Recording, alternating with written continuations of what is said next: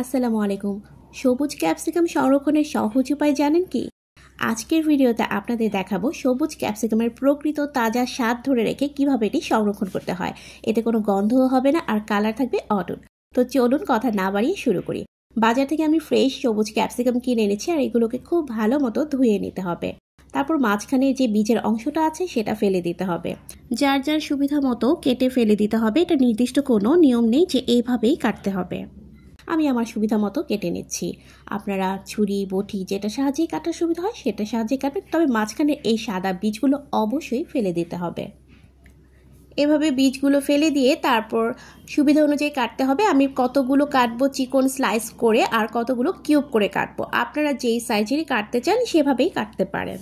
আমরা অনেকেই আছি যারা আস্ত ক্যাপসিকামটাই ফ্রোজেন করি, পরে দেখা যায় সেটা কয়েকদিন হয়ে গেলে কেমন নেতিয়ে যায় আর কালারটা নষ্ট হয়ে যায় আর কেমন একটা গন্ধ গন্ধ থেকে যায়। আমি আজকে যে পদ্ধতিতে দেখাচ্ছি সেভাবে সংরক্ষণ করলে কালারও নষ্ট হবে না, প্লাস কোনো গন্ধও থাকবে না।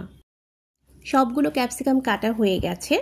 এই দেখুন, এগুলো আমি কিউব করে কেটেছি আর এগুলো আমি চিকন স্লাইস করে কেটেছি। চুলায় হাঁড়িতে পর্যাপ্ত পরিমাণ পানি ফুটতে দিয়েছি। পানিটা ফুটে এলে ক্যাপসিকামগুলো দিয়ে দিতে হবে আর দিয়ে খুব বেশি সময় ধরে রাখা যাবে না। 4 থেকে 5 সেকেন্ডের বেশি রাখার কোনো প্রয়োজন নেই। তারপর একটা স্ট্রেনারে করে তুলে নিচ্ছি।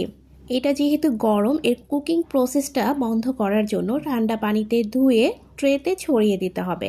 ফ্যানের বাতাসে কিছুক্ষণ রেখে তারপর এটাকে ফ্রোজেন করতে হবে। আমি কিউব করে রাখা ক্যাপসিকামগুলো একই পদ্ধতিতে 4 থেকে 5 সেকেন্ড গরম পানিতে দিয়ে তুলে নিচ্ছি। বছরে কিছু নির্দিষ্ট সময়তেই ক্যাপসিকামের দাম কিছুটা কম থাকে, তাছাড়া সারা বছর পাওয়া গেলেও এর দাম থাকে হাতের নাগালের বাইরে। তাই এখনই সময় ক্যাপসিকাম অল্প দামে কিনে ফ্রোজেন করার। এই দেখুন, আমি ছড়ানো দুটো ট্রেতে ক্যাপসিকামগুলোকে শুকোতে দিয়েছি। তারপর আমি ফ্রিজে রেখেছি। ফ্রিজে রেখে 3 থেকে 4 ঘন্টা পর যখন আইস জমে আসবে কিন্তু ক্যাপসিকামগুলো একটার গায়ে আরেকটা লেগে যাবে না, সে পর্যায়ে বের করে হাত দিয়ে এভাবে ছাড়িয়ে নিতে হবে। এরপর ফাইনাল প্রসেসিংয়ের পালা। এখন জিপলক ব্যাগ অথবা এয়ারটাইট বক্স অথবা পলি ব্যাগ, যে যার সুবিধা অনুযায়ী ব্যাগে সংরক্ষণ করতে পারেন। আমি এখানে পলি ব্যাগগুলো যেগুলো সিল করা যায় সেই ব্যাগগুলোতে ভরে নিচ্ছি। এভাবে হাত দিয়ে ছাড়িয়ে নিতে হবে, নয়তো একটার গায়ে আরেকটা লেগে যাবে। এভাবে করে নিলে হবে কি, আপনার যতটুকু প্রয়োজন আপনি ততটুকুই বের করে নিতে পারবেন।